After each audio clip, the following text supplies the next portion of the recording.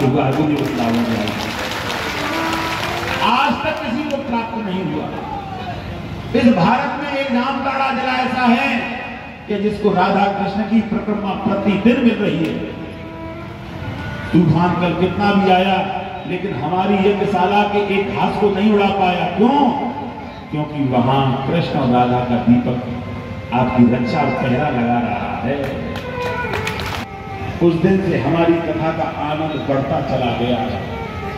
और एक मंच से घोषणा और है, ये दीपक आज तक नहीं है, ये दीपक कल तक नहीं है, ये दीपक 20 वर्ष तक नहीं है, ये दीपक 40 वर्ष तक नहीं है, ये दीपक 100 साल जले या 200 साल, ये मैं कह नहीं सकता, लेकिन हमारे जीवन से पहले ये दीपक बुझ नहीं सकता। बोली वृंदावन। ये झारखंड के अंदर जिला कोई भी हो, जामताड़ा हो या दुमका हो या देवघर हो, लेकिन ये कहीं ना कहीं दीपक यात्रा करेगा झारखंड की। समय रहा तो भारत की भी यात्रा करेगा। और इसका मंदिर, इसका स्थान दीपक का कहां दिया जाएगा, ये प्रभु ने पहले लिख दिया होगा। बोली वृंदावन बिहारी। इस पृथ्वी पे मंदिर बहुत बने, आश्रम बहुत बने। मंदिर बनते हैं राधा कृष्ण की मूर्ति, राम लक्ष्मण की मूर्ति, शिव की मूर्ति, ब्रह्मा की मूर्ति, देवी देवता काली की मूर्ति। लेकिन जो झारखंड के अंदर आश्रम बनेगा उसमें किसी देवता की मूर्ति नहीं होगी। उसमें जो दीपक जल रहा है उसी के दर्शन मात्र की मूर्ति लगी, उसे दर्शन करने के लिए भारत से लोग पहुंचेंगे। उसके दर्शन करने के लिए भारत से लोग पहुंचेंगे। मूर्ति के दर्शन हर कहीं मिल जाते हैं, लेकिन कृष्ण और राधा की ज्योति जो जलेगी, उस ज्योति के दर्शन, क्योंकि इस पृथ्वी पे महादेव, विष्णु, ब्रह्मा कुछ नहीं थे, सबसे पहले दीपक जला, वहां से सब देवी देवता प्रकट हुए।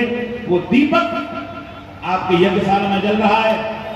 आश्रम में जब इस दीपक का स्थान बनाया जाएगा, उस आश्रम में कोई व्यक्ति फल या कोई मिष्ठान लेकर के प्रसाद में नहीं जाएगा, दीपक में डालने के लिए 2 चम्मच घी देकर के जाएगा। बोली वृंदावन बिहारी का। ये पहल, ये मेहनत सभी भक्तों के द्वारा मुख्य रूप से, कोई भी कुछ भी कहे या दोहरा जी ये कहेंगे गुरु जी ने मेरे ऊपर वजन रख दिया। इस दीपक की शुरुआत, इस यज्ञ की शुरुआत इन्होंने किया, और जाने अभी इनके हाथों से कहां कहां धर्म का बीज डलवाना है झारखंड में। बोली वृंदावन बिहारी। ये भागवत आपके लिए ज्ञान की गए। ये भागवत मेरी मां सिद्धदात्री का जो यज्ञ किया है, आपने सुना है मां सिद्धदात्री का यज्ञ। इस यज्ञ में अचंबा हुआ है। लक्ष्मी यज्ञ, सचंडी यज्ञ, काली यज्ञ, दुर्गा यज्ञ, विष्णु यज्ञ, सब यज्ञ हुए होंगे, लेकिन और हमने कठोर तपस्या कर, प्रार्थना करके, और मां सिद्धदात्री को धरती पर उतार के उसका यज्ञ कर दिया। बोली वृंदावन बिहारी। एक अद्भुत यज्ञ है। इस यज्ञ की जिसने परिक्रमा लगाई है, इस यज्ञ फिर पूजन प्रारंभ करेंगे। आज एक बार राजा बासिक और अर्जुन दोनों चौपट खेल रहे थे। राजा बासिक ने अर्जुन से बोला कि हमारी पत्नी गर्भवती है कि हाँ,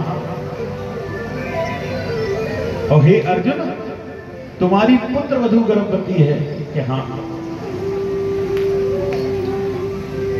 कहने लगे अगर हमारी पत्नी के पुत्र हो जाए और तुम्हारी पुत्र वधू के पुत्री हो जाए तो तुम अपनी पुत्री का विवाह हमारे और पुत्र के साथ में कर देना कि ठीक है।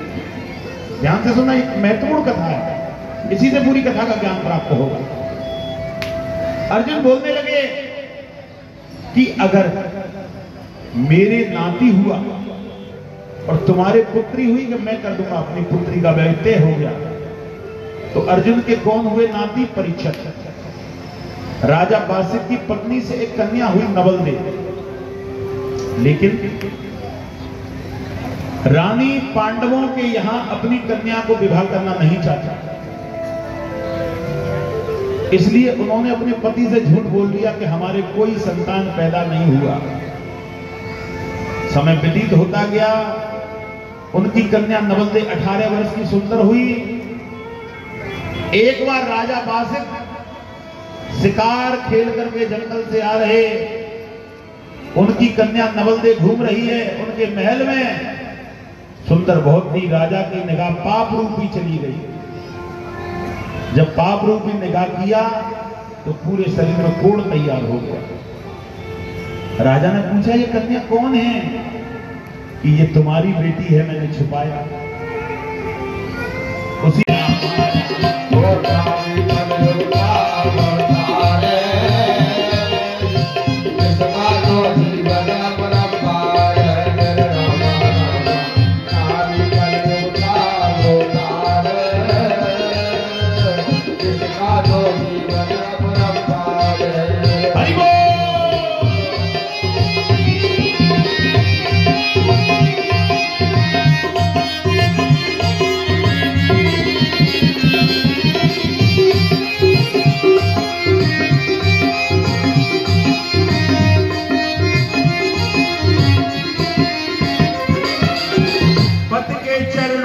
संसार है, माता पिता के चरणों में सार है मेरे रामा रामा। पद के चरणों में खुशहाल है, माता पिता के चरणों में सार है मेरे रामा रामा। इसलिए इसका उद्धार है, इसलिए इसका उद्धार है मेरे रामा रामा।